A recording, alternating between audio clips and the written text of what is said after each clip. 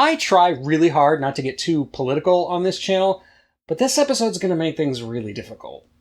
Let's get to it, shall we?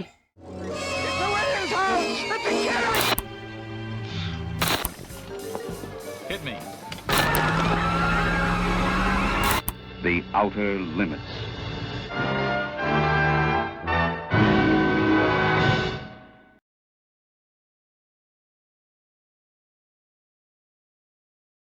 Our story begins in a totalitarian Asian country, that we won't say is China, where a new technology is being deployed to change the molecular structure of an individual so that they can be molded to look like someone else, even down to the fingerprints.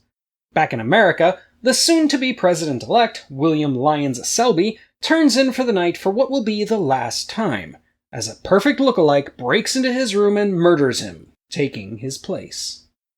The imposter Selby continues on the man's presidential campaign with skill and charm, and no one seems the wiser, even when the infiltrator places his hand on the Bible and swears to uphold the Constitution of the United States as its chief executive.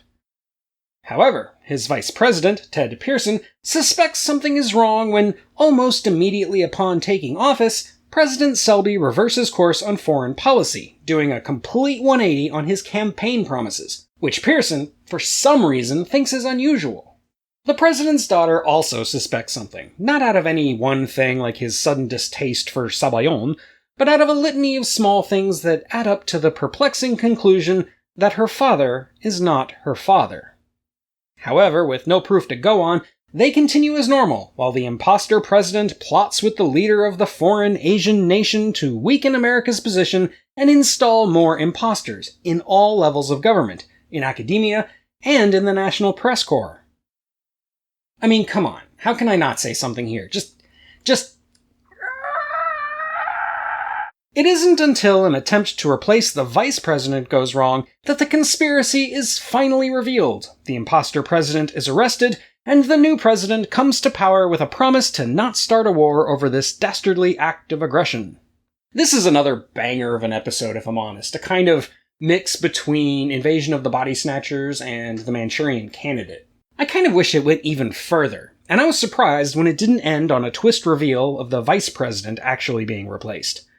Granted, more sensitive modern audiences might find it a bit culturally insensitive, but it's done really well, down to the way they conceal the actual transformation from one actor to another.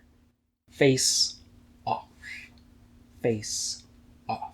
It does play up Cold War xenophobia, but even today, long after the end of that frigid period in history, its implications are still disturbing and arguably relevant, this idea that a foreign power could infiltrate and manipulate our own government and media. And that's all I dare say about the 100 Days of the Dragon. As always, do all those YouTubey things, check out my Patreon, all that good stuff. But until next time, this is the Unapologetic Geek, telling you to never be ashamed of what you love. As long as you're not hurting anybody. Report on molecular rearrangement of subcutaneous matter in the rhesus monkey. How's that for a title?